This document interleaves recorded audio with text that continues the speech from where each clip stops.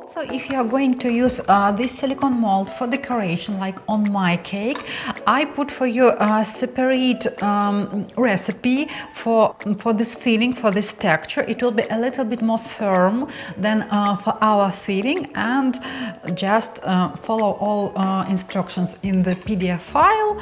Pour everything into silicone mold, and you have such beautiful jelly decoration. Leave it on your counter until it will become a little bit more firm, and then you can move it to refrigerator until decoration. Let's frost our cake. We have our chocolate mousse, chocolate cream for frosting, and if you removed it from the fridge, you may notice that it is very hard. Honestly, it's very good for the final finishing of our cream, but not good for frosting. So you need to leave your cream on the counter for about, for defrosting, for safe defrosting, for about 40-50 minutes. So start checking in 30 minutes, honestly, but mine was on the counter about 45 minutes, and now it is very soft and I can work with it. So very important to not leave it longer. It can become again very liquid like we did it yesterday. And anyway, it should be easy to frost our cake. And I will show you right now how we're going to do it. So let's recut it a little bit.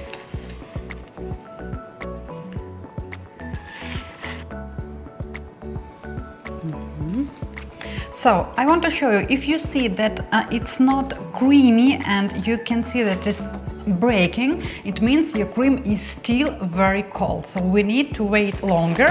Also, you can help to make it more soft with your fingers. So just warm it up in your hands.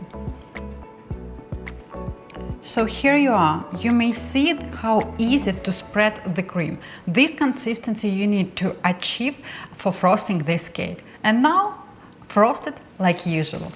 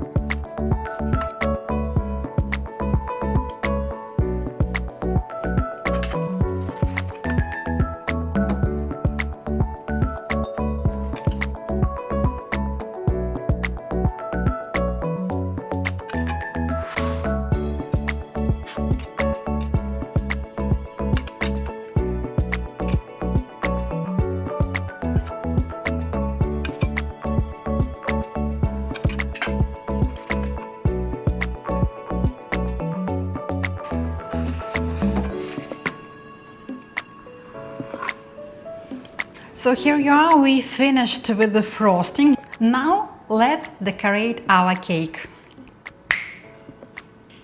So no worries, I have a separate video how to make these beautiful drizzles, and you may see the ideal formula to get these drizzles in the middle of baked cake. Just watch it here and I'm sure you will make it even more beautiful than my cake. Now we can decorate it.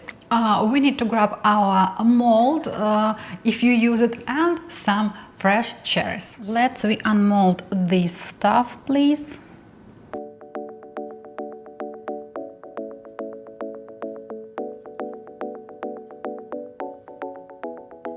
Here you are.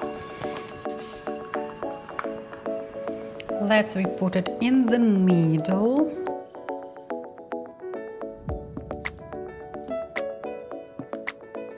Great. I like everything. You can press just a little bit, but in general it looks perfect. And we can arrange some fresh cherries. If your ganache became too hard, you can grab leftovers of our ganache that we made for drizzles and dip our cherries into this ganache.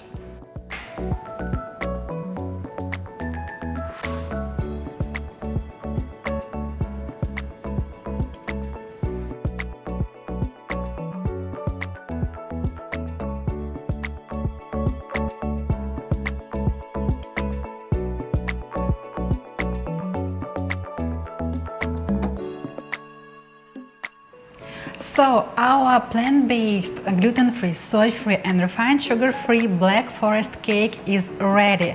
It looks very modern, but it still has that amazing flavor that you probably expect. I will be happy to see your creations. I'm expecting to receive your feedbacks about the process, about the taste of this cake, and if you ever made it, please tag me on Instagram or Facebook. I will be very happy to see your creations. Thank you for being with me and see you in the next video.